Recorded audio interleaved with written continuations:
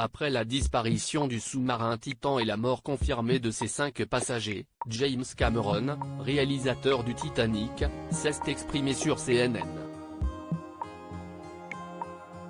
Guillermo Zonelin, le cofondateur d'OceanGate, entreprise qui fournit des submersibles avec équipage pour le tourisme, a riposté.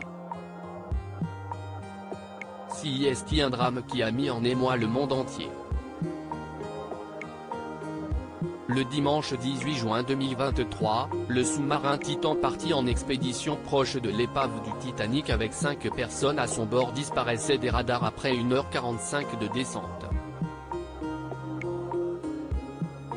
Le jeudi 22 juin 2023, la nouvelle a fini par être annoncée, l'engin a implosé et les passagers sont tous décédés au fond de l'océan Atlantique, à distance du paquebot qui avait coulé en 1912.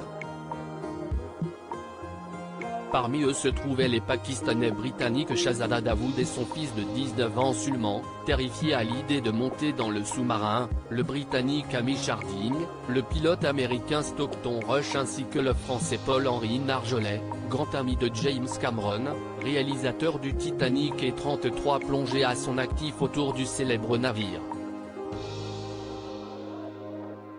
Je suis frappé par la similitude de la catastrophe du Titanic lui-même, où le capitaine a été averti à plusieurs reprises de la présence d'un iceberg devant son navire et pourtant il a avancé à pleine vitesse dans un bloc de glace, partageait-il sur ABC News, attribuant ainsi la responsabilité de la tragédie mortelle au PDG d'OceanGate, Stockton Rush, qui aurait ainsi, selon lui, avancé sans se laisser décourager par les difficultés rencontrées et les avertissements envoyés.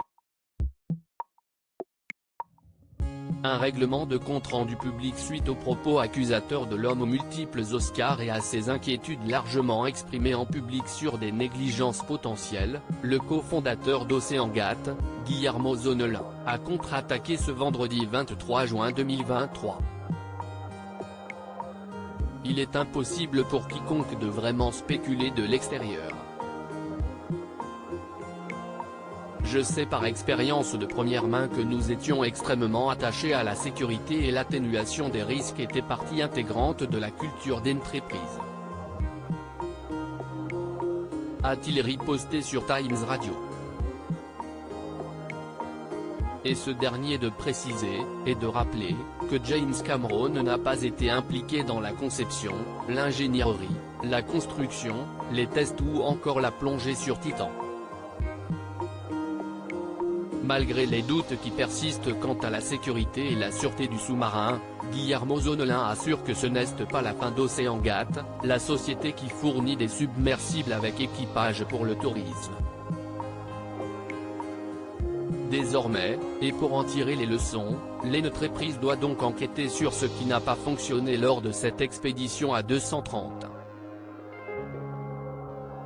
000 $ par personne.